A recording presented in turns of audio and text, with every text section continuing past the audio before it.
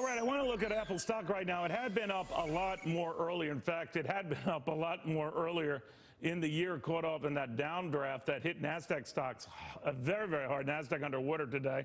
Apple is considered a bellwether for the technology world, like it or not. And anytime it has a big announcement, the world does pay attention, even if they're not Apple shareholders, because Apple kind of leads the way. Back when I was just a cub reporter about 4 years ago. Okay, 30 years ago. It used to be companies like IBM and Microsoft.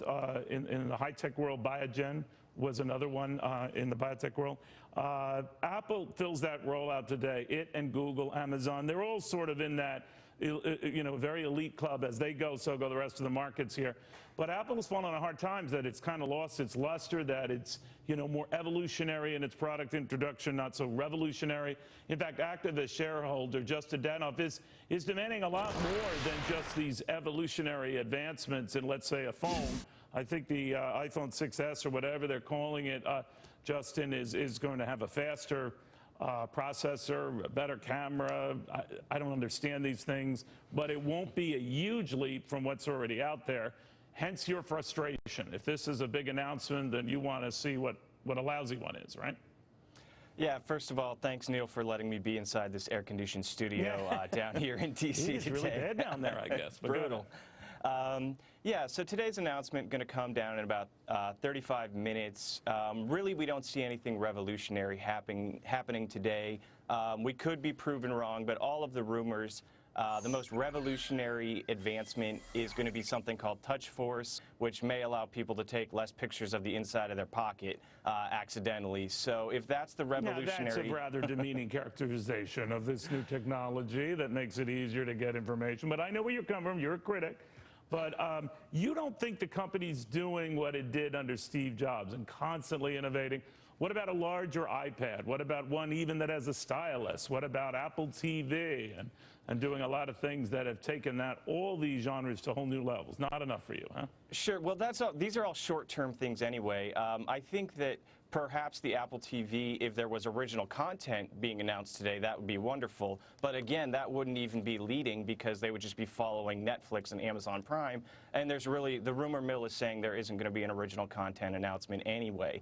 Well, and these are short. Maybe they didn't get it together. Justin, I'm wondering, and you raised a very good point last time you were here, that maybe we set such high expectations for Apple because of who Apple is or what it is, that any company that were to sell 35 or 40 million gadgets in a typical quarter, I mean, there would be some that would be elated to sell a fraction of that. Yet the standards for Apple are different. Isn't it fair to say, and I know your views on Apple and your criticisms, and they're all valid, but isn't it fair to say that Apple is hurt by its own good prior press? Hard to keep topping that.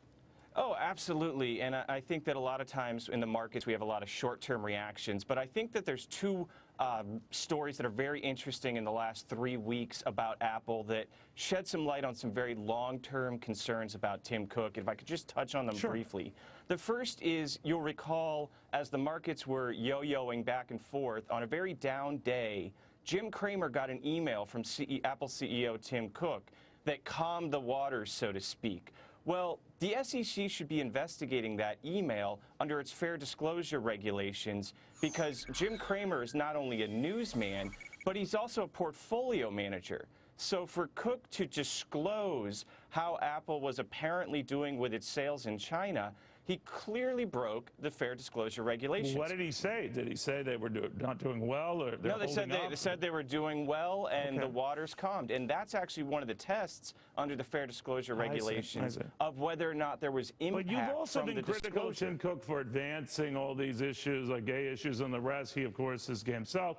Not that it matters, but you think that he gets sidetracked on all of this other stuff. I think he gets sidetracked, and he's trying to build political clout with the leftist class in D.C., which is maybe why we haven't heard about an SEC investigation into this email. It's maybe why the front page of the New York Times, A1 yesterday, ran an article that the Department of Justice got a court order for Apple to comply earlier this summer with a case involving guns and drugs, and they wanted the text messages between the suspects.